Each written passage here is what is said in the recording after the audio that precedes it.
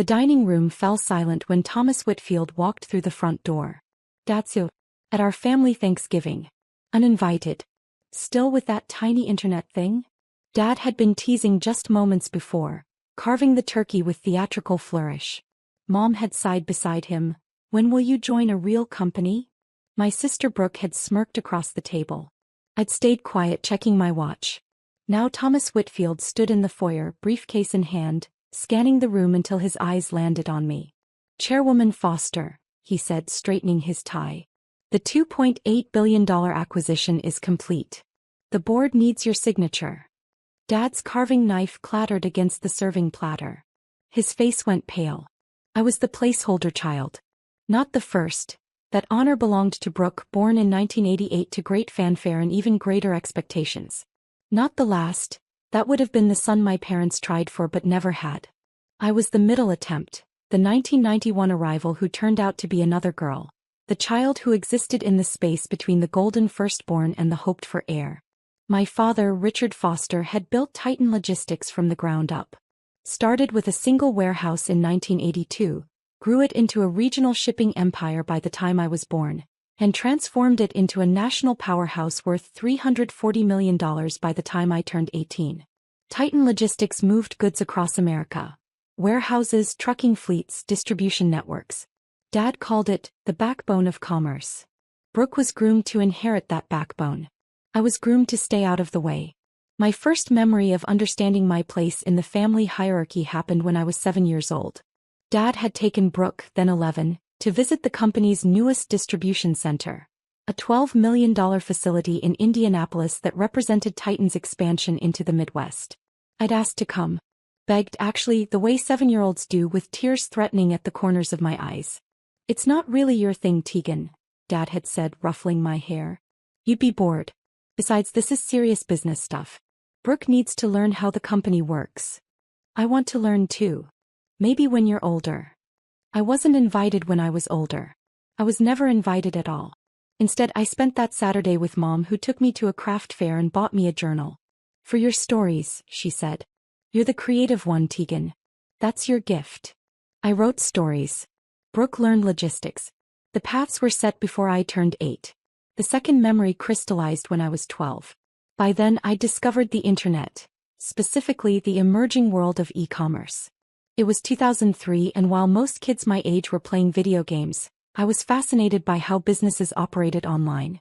I'd started a small venture selling handmade bookmarks through a rudimentary website I'd built myself. I made $347 that year. For a 12-year-old, it felt like a fortune. I showed Dad my spreadsheet, actual revenue tracking, customer data, profit margins. I'd taught myself basic accounting from library books. He'd glanced at the numbers, then back at the financial report he'd been reviewing. Titan Logistics had just crossed $50 million in annual revenue. "That's cute, Tegan. Real entrepreneurial." He returned to his work. "But you know, Brooke just completed her first internship at the warehouse. She's really understanding the supply chain now." Brooke was 16. Her internship had involved shadowing an operations manager for 2 weeks during summer break. My $347 business disappeared into the noise of my family's expectations. The third defining memory happened when I was 19. I'd been accepted to Stanford, not for business, which Dad had suggested, but for computer science. I'd discovered that my real passion wasn't just selling things online. It was building the systems that made online commerce possible. The scholarship covered 80% of tuition. I needed help with the remaining $23,000 per year. "Stanford's a fine school," Dad said when I presented my case. "But computer science, that's not going to help you in the real world, Tegan. Brooke's getting her MBA at Wharton. That's practical. That's useful. Computer science is useful. The internet is going to. The internet's a tool, sweetheart. Not a career." He'd written a check anyway, but not for Stanford. For the state school 40 minutes from home, where I could stay close to family and figure things out. I went to Stanford. I took out loans. I worked 3 jobs. And I never asked my parents for money again. By 22, I'd graduated with dual degrees in computer science and economics, $94,000 in debt, and a startup idea that my professors called ambitious, and my family called another little internet thing. That startup. a logistics optimization platform I'd developed based on everything I'd observed growing up in the shadow of Titan Logistics, was called Velocity Systems. Within 5 years, it was worth $180 million. Within 8 years, $890 million. By the time I turned 32, Velocity Systems had merged with 3 other tech companies to form Apex Logistics Technology, a holding company I controlled through 67% ownership. Combined valuation, $2.3 billion. And nobody in my family knew. To them, I was still Tegan with her tiny internet thing. Still the creative one. Still the placeholder child who'd never quite found her footing in the real world of commerce. They had no idea that the real world of commerce had shifted beneath their feet, and I was the one who'd engineered the earthquake. Thanksgiving at the Foster family estate was, as always, a production. The house itself announced old money, or at least the appearance of it. A 7-bedroom colonial in Connecticut, purchased when Titan Logistics first turned profitable, maintained with the kind of aggressive perfection that suggested Mom had hired a staging company rather than a cleaning service. I'd arrived that morning, driving the same Honda Civic I'd owned for 6 years. The car was deliberate, nothing flashy, nothing that would invite questions. My actual garage in San Francisco contained a Tesla and a vintage Porsche, but Connecticut didn't need to know that. The family had gathered by noon. Brooke arrived with her husband Mitchell, a junior partner at a consulting firm who never missed an opportunity to mention his Harvard MBA. Their 2 children, both under 5, had been handed off to a nanny in the upstairs playroom. Mom supervised the caterers. Dad held court in the living room, scotch in hand, regaling Uncle Richard with tales of Titan Logistics' latest expansion. "We're looking at a major acquisition," Dad was saying when I walked in. $2.8 billion valuation. If we can secure the financing, Titan becomes the 3rd largest logistics company in the eastern United States. I set my overnight bag by the door and listened. "The board's been cautious," Dad continued. "But Thomas Whitfield, my CEO, he's been pushing for it. Says we can't afford not to grow." I knew all about the acquisition. I knew about it because I'd been orchestrating it for the past 14 months.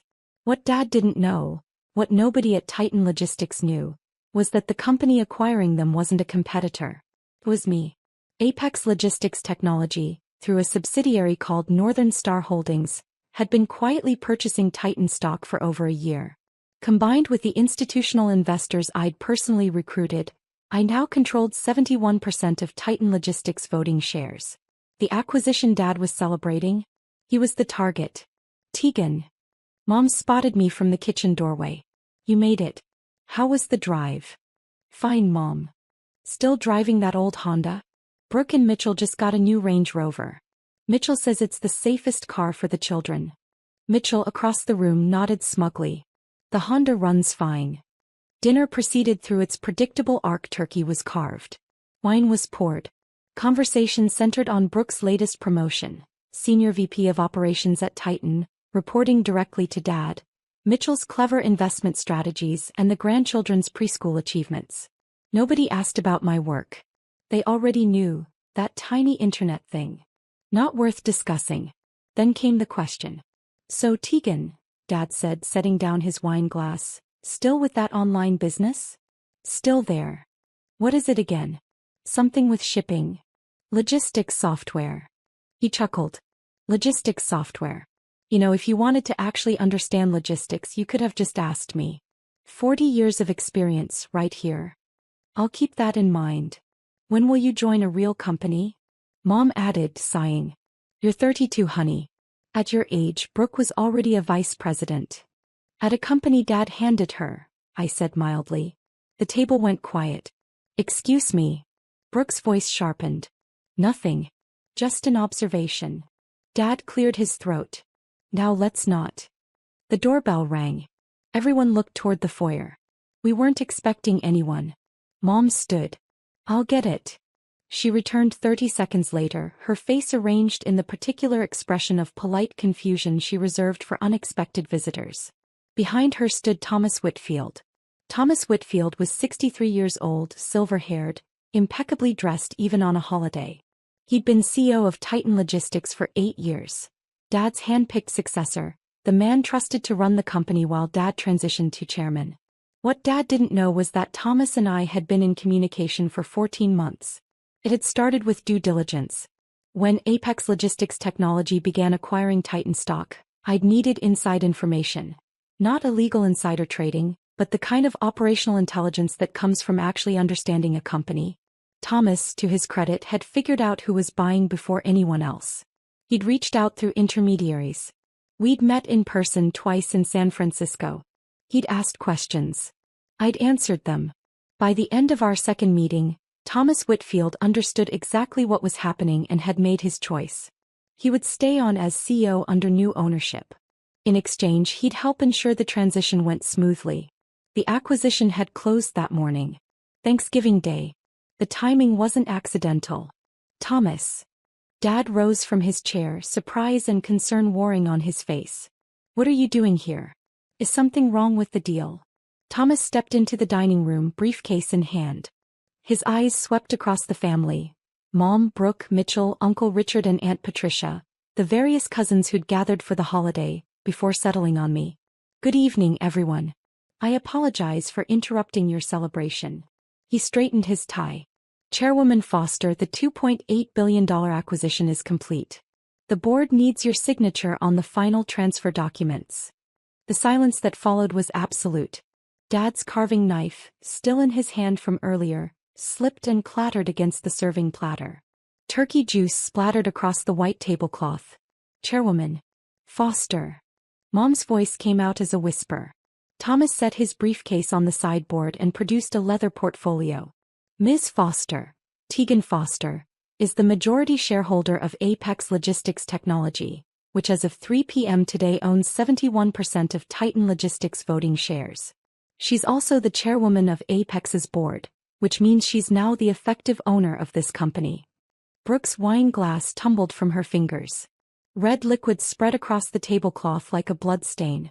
That's impossible, Dad said, but his voice had gone hollow. The acquirer was Northern Star Holdings, some private equity firm out of Delaware. Northern Star Holdings is a subsidiary of Apex Logistics Technology, Thomas said. The corporate structure was designed to maintain confidentiality during the acquisition process. Quite common in deals of this magnitude. But Tegan runs some kind of internet startup. Dad turned to me, his face cycling through confusion, disbelief, and something approaching fear. You sell software. You told me you sell software. I do sell software, Dad. Logistics optimization software. The same software that Titan Logistics licensed 3 years ago to improve your shipping efficiency. Another silence. Wait, Brooke said slowly. Velocity Systems. That's your company. That's one of my companies. But Velocity Systems is worth $890 million at last valuation. But Apex Logistics Technology, the holding company I formed from Velocity and 3 other acquisitions, is worth $2.3 billion. Kept my voice level. And as of this afternoon, it's worth $2.3 billion plus whatever Titan Logistics is worth. Minus the premium I paid, of course.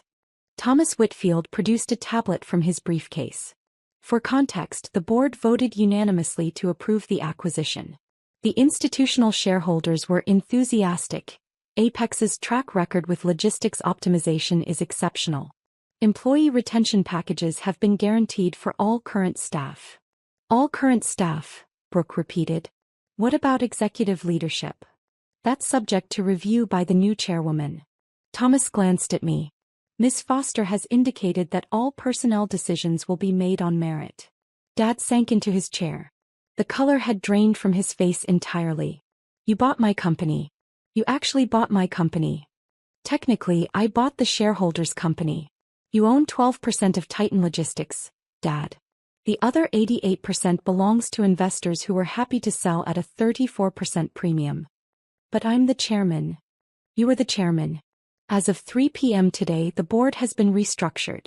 You've been offered a position as chairman emeritus, an advisory role with a $600,000 annual compensation package and an office in whatever location you prefer. Uncle Richard's fork clattered against his plate. $600,000 for an advisory role? It's a generous package, Thomas confirmed. More than generous, given the circumstances. The dining room had transformed into something unrecognizable. Where moments ago there had been a family Thanksgiving, turkey and traditions, the familiar hierarchies of parent and child, successful and struggling, now there were documents spread across the tablecloth, lawyers on speakerphone, and a power structure that had inverted completely. I hadn't moved from my seat. Hadn't raised my voice. Hadn't done anything except answer questions as they came. "Miss Foster," Thomas said, handing me a pen, "we need your signature on 3 documents. The asset transfer, the board restructuring, and the employment continuity guarantees." I signed while my family watched. "How long?" Mom's voice was barely audible. "How long have you been, building the company?" 12 years. "Planning this specific acquisition?" 14 months. I set down the pen. I started Velocity Systems in my Stanford dorm room with $2,400 in savings and a maxed-out credit card. By the time I turned 25, we had $12 million in revenue. By 30, $180 million in valuation. "We never knew," Dad said almost to himself. "You never said anything." I said plenty. "You weren't listening." Thomas produced another document. "There's one more matter to address. The board has requested a formal review of executive compensation at Titan Logistics. Some irregularities were identified during due diligence." Brooks' head snapped up. "What kind of irregularities?" "Primarily in the Senior VP of Operations Division. Expense reports that don't align with company policy.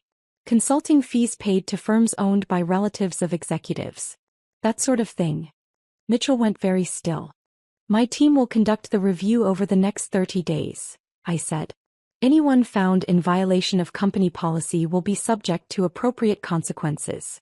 Up to and including termination." "You're going to fire your own sister?"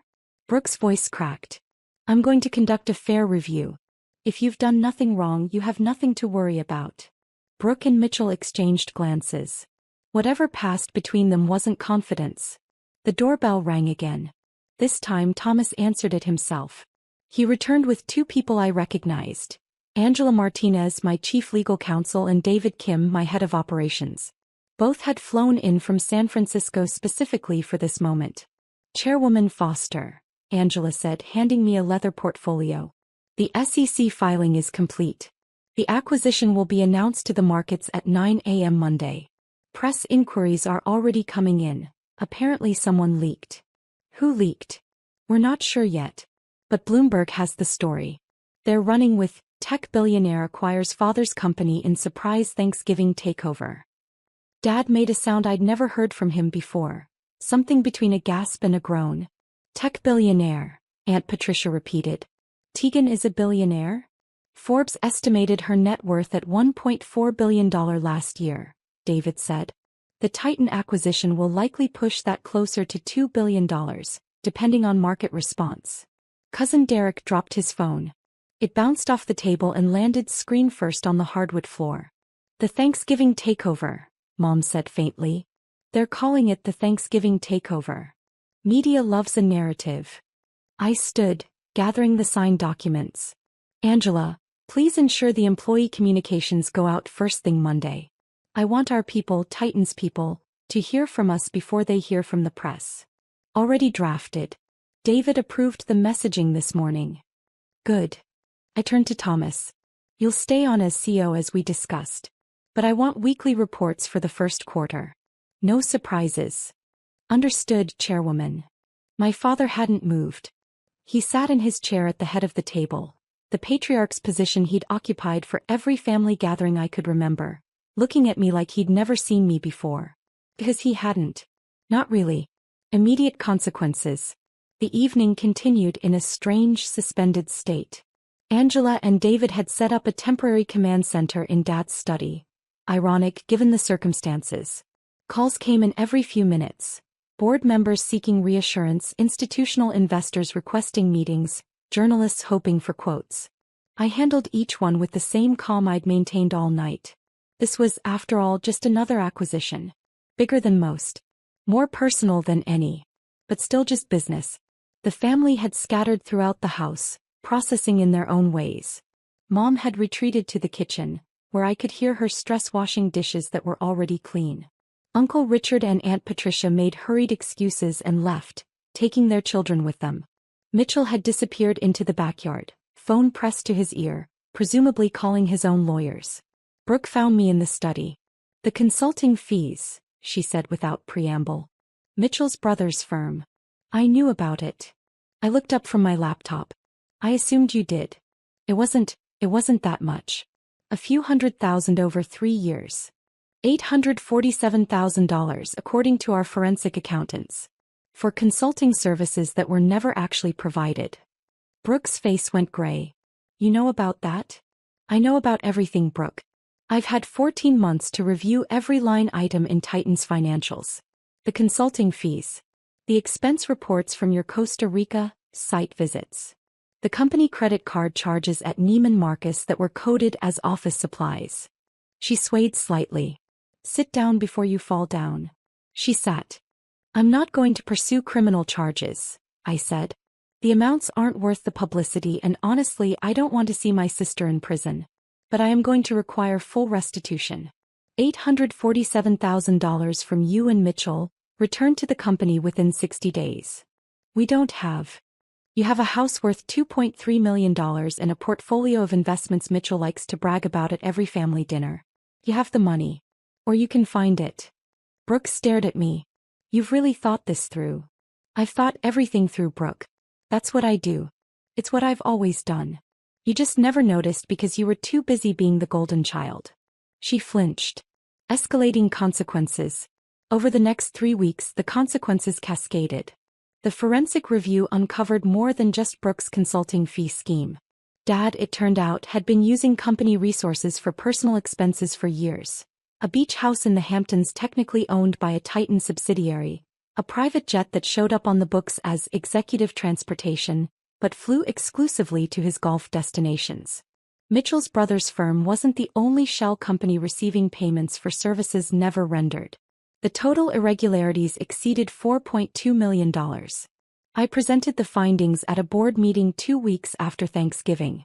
Dad sat across the table from me, the same man who'd told me computers were not really my thing, who'd funded Brooks Wharton MBA while making me take out loans for Stanford, who'd spent 30 years building a company while telling me I wasn't suited for business.